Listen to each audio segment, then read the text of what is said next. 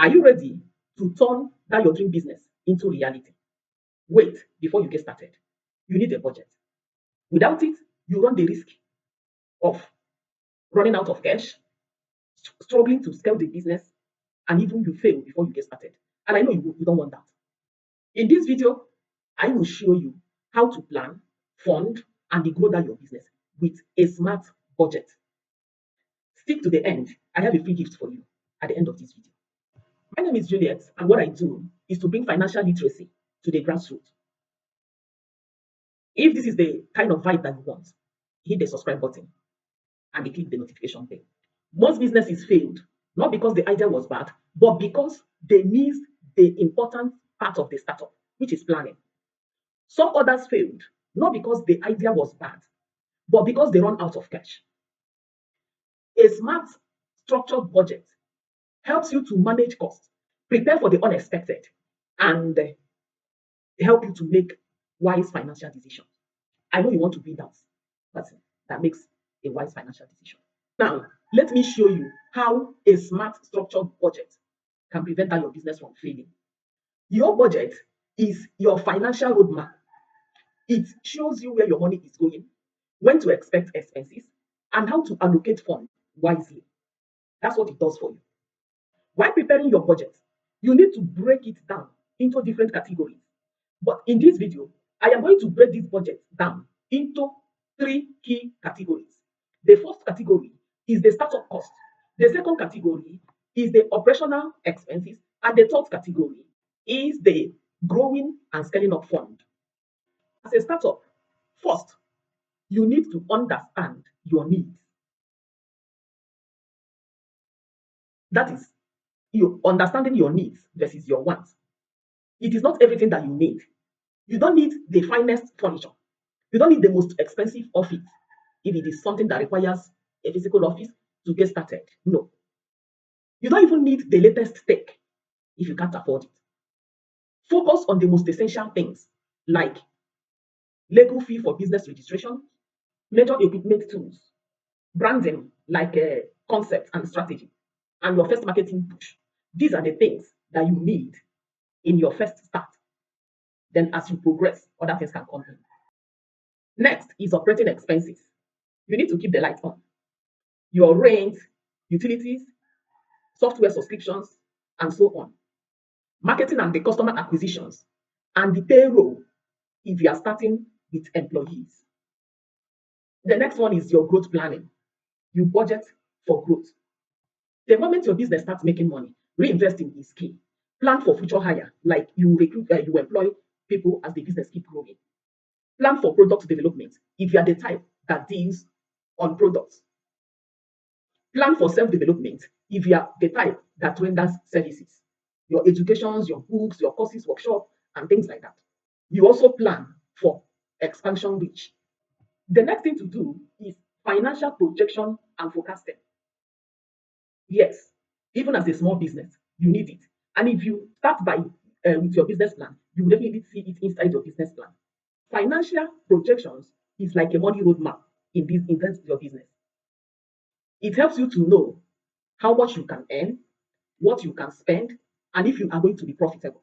That's what forecast does for you. By forecasting your finances, you can plan for growth, avoid financial risk, and make wise financial decisions. Before we proceed, let me quickly let you know that I run a startup coach services. I've helped a lot of individuals like you get started their business and the business are running smoothly.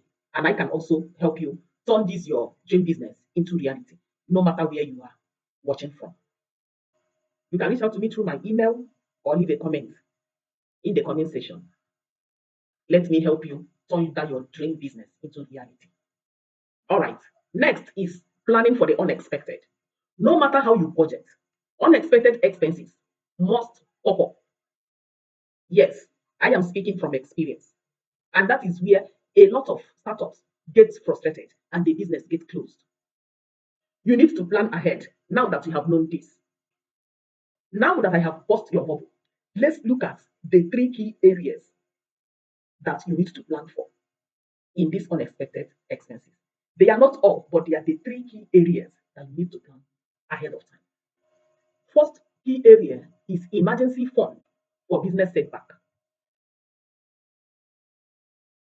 Will there be business setback? The answer is yes. So you need to plan ahead of time for it so that when it hits you, it won't push you off the link. Just like personal finance, your business needs an emergency fund. This fund is what we use to take care of unexpected expenses or unexpected costs as they arise. When we say unexpected, they will not give you an announcement and they will just strike. Example is a drop in sales, equipment breakdown, and urgent business expenses. If you can, set up 3 to 6 months worth of your operating cost. It will go a long way. The next one you need to plan for is inflation and supply changes. Prices can go up anytime without even announcement, either cost of raw materials, shipping delays, or even rent.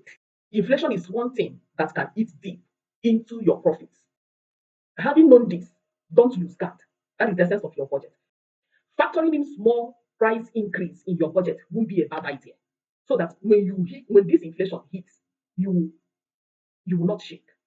The third one is testing and adjusting your marketing campaigns. Not every marketing strategy works perfectly well from the start.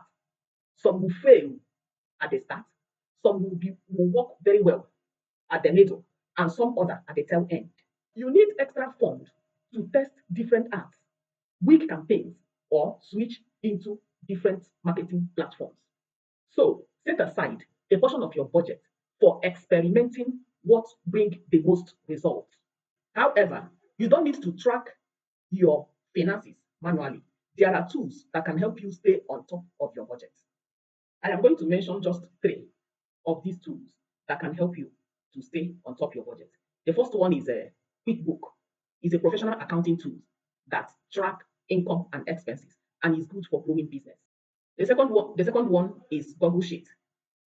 It's a free and simple tool that you can use to organize your budget. You can customize it anyhow you want it. Third is web accounting, perfect for businesses and freelancers who need free accounting software to manage their money easily. You can pick any of these three tools that I mentioned for a start and use it in your budget.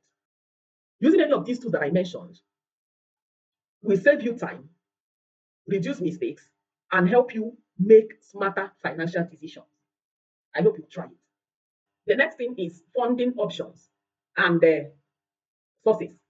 Starting a business costs money, but where do you get the fund from?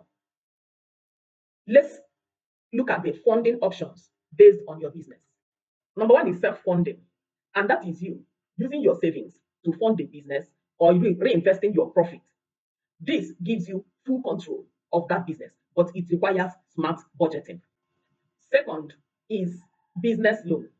Banks and online lenders offer loans, but you need a solid business plan and a good credit record in order to access the loan. Third is grant. This one is just free money. It can come from government or from companies, but it is highly competitive for you to access it. It's very competitive. The fourth one is angel investors and the venture capital. If you need big funding, these investors can come into your business, but they will take part of the shares of the business. So these investors they come in, but they will share from your profits.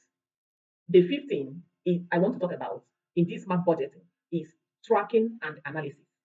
Making money is great, but keeping track is even more important. You need to monitor your finances and make smart adjustments as the need arises. Set up a financial tracking system. Use dashboard to see where your money is going.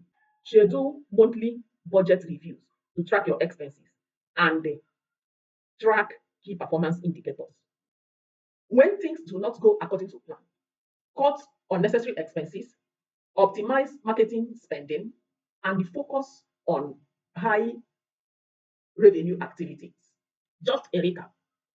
First, one, the power of planning. Two, understanding your needs. Three, financial projections and forecasting. Four, funding options. And the five, tracking and analysis.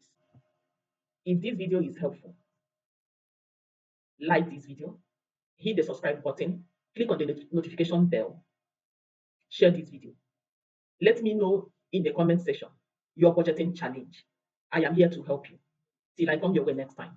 Thank you for your time. Thank you for watching. Thank you for being part of this growing community. One love.